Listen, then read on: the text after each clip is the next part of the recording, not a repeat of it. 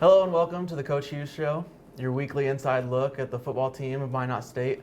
We're joined every week by head coach Tyler Hughes.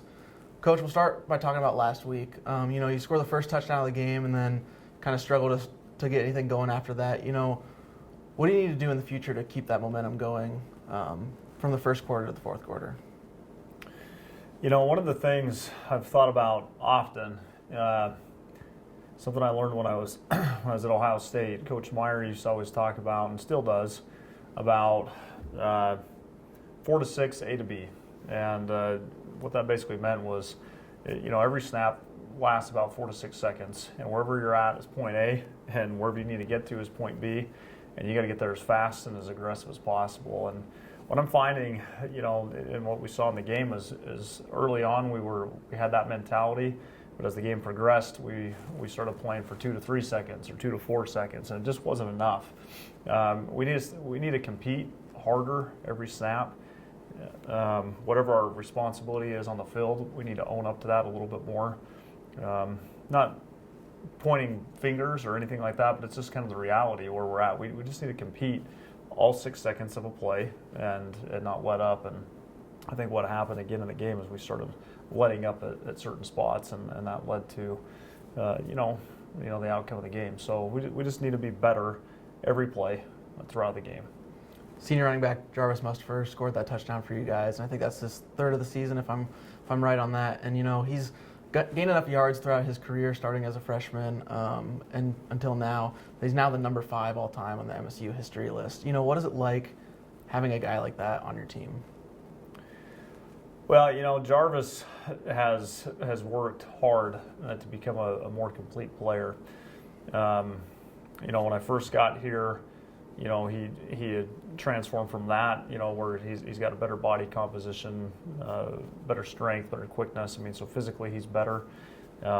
Even last week, just in terms of his pass protection and his effort in that area and just being committed that way, got better and better. So, he's a guy that you tell him what you need, and he's going to work to do it, which I like about him. He's got some good fire in him. He wants to win. He's been through some tough times here at Minot State, and he's stuck it out. He's going to graduate here soon. As you mentioned, 5th all-time on our school rushing list. So really good player, and we're glad he's here. This wasn't on my question list sheet coming in, but now that you mention it, how important is it for you as a coach to see your players through till they graduate? Well, ultimately that's why they're here, right? Originally, when they make a decision to come to a school, many times that's because that's where they want to play football. When you're 18, that's kind of what you are excited about. When they leave here, though, what matters most is what they got out of it academically. So that's what's most critical, and we remind them of that every day. Bottom line, you're here to earn a degree. That's what you're here for. So you can go out and get into the real world and have successful employment and be a winner, and for some company, some medical office, something like that. We want them to be that way. So it's really gratifying. Last spring we had a number of our guys that had walked in graduation. We got a number of guys right now that have already graduated, and they're now working on a master's degree in our program here at Minot State. So it's neat to see. We want guys in our program that are high achievers and have goals and a desire to be successful on and off the field. And so it's definitely gratifying for me as a coach to see guys when they have that type of success. Right. Another senior, Akil Walker, he's led your team 3 times out of 4 games in receiving yards this season so far. And he led your team a couple times last season on the opposite side of Porter Sturm even. So, having another guy like that, another consistent player, just getting consistency out of these guys week in and week out, how important is that for you and the passing game in general? Well, our passing game right now offensively has been our strength. We've been relatively productive that way, and Akil's definitely been a part of that. Akil, the nice thing about Akil, I was talking to Coach Today here, a wide receivers coach, about this morning, and that is that Akil's willing to get involved really anywhere to help the team. So, for example, if we need him to be on the kickoff return team as a frontline guy falling back to block, he's willing to do that. If we need him on the kickoff team, if we need him to block in the run game, I mean, he's willing to do all those things. And I think if you're a young player and you're trying to figure out like where do I, create opportunities for myself, Akil's a great guy to look at because Akil wasn't a complete player 2 years ago, and he would share that with you too. Like he's had to work hard at it, and he's developed himself into a really good player.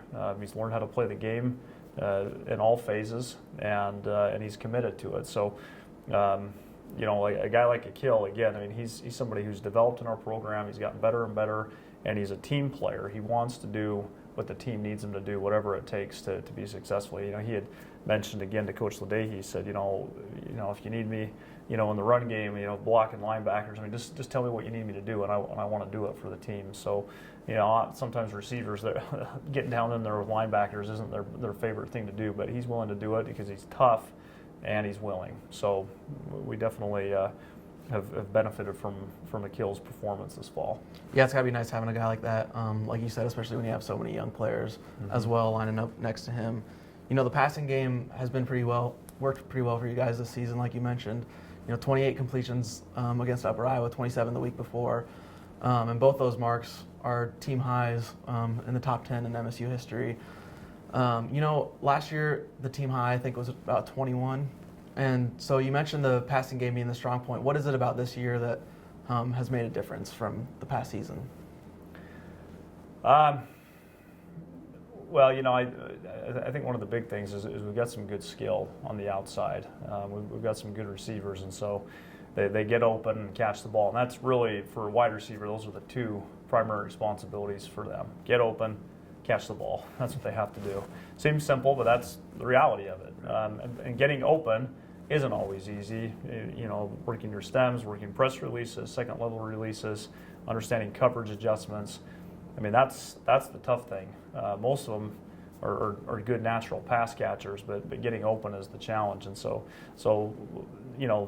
to the kids' credit, they're doing some good things in their route running to help make that happen.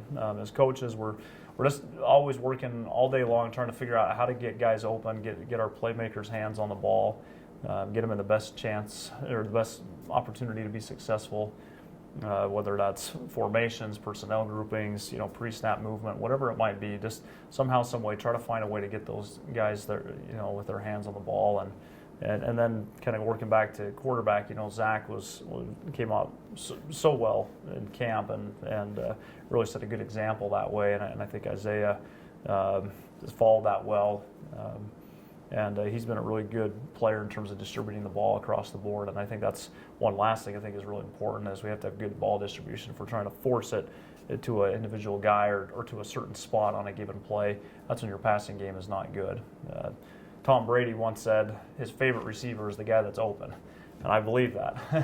And that's what I want our quarterbacks to think about is find the open guy. Don't worry about who he is or what route he's running. Just find the open guy, throw it to him. That's how you have success passing the ball. Right. Getting into this week now, you guys go visit Northern State.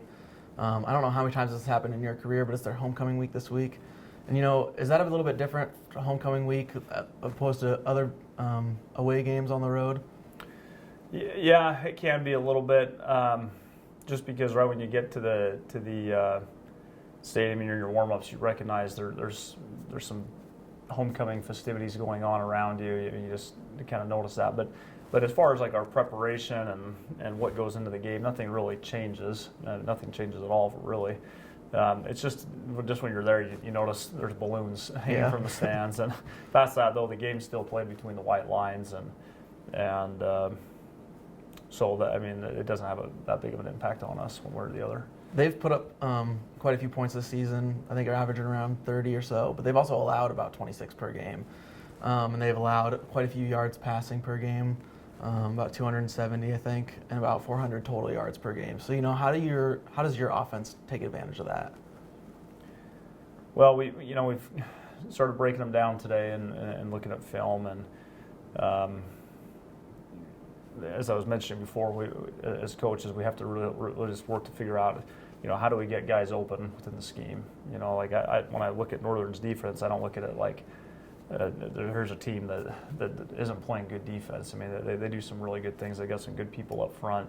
They do some good things with their coverages in disguise, and they have some good pressure packages. So it's a challenge for us then to say, okay, well, how can we get people open? How can we move the ball?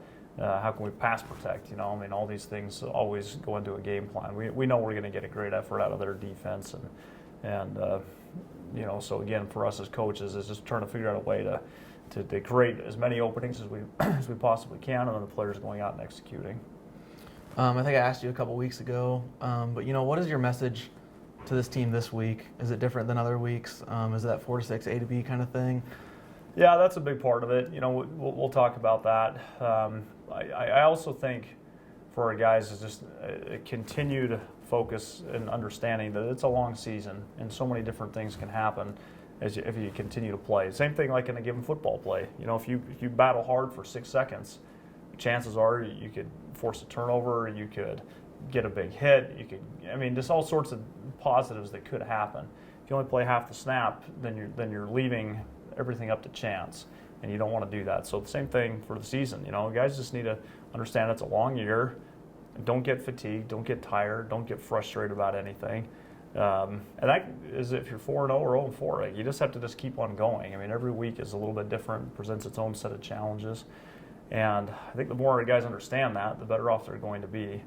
I think the challenge that's been at Minot State over the years and what I'm seeing here and what I've experienced here as the coach is I see the guys get discouraged when things don't go their way and they don't realize that there's so much more opportunity still ahead, and they miss those opportunities when they get discouraged. And so that's really where we're at, is we just got to make sure that guys don't get frustrated by anything. We have 7 games to play. We've got a great opponent this week. We've got some great kids in our locker room. We've got some great coaches. Let's just put it together for 1 week, and then after that, do it again. That's really the message. Just stick with the plan, trust in the work that you've done, maintain your confidence, and let's get to work. Right, like you said, it's still early on in the season and everything. Well, you guys play Northern State this Saturday, October 1st, at Northern State. The game starts at 2:30. You can catch all the pregame, postgame coverage. You can watch the video live and catch up on stats live as well on mscbeavers.com. Thanks, Coach. Yeah, thank you.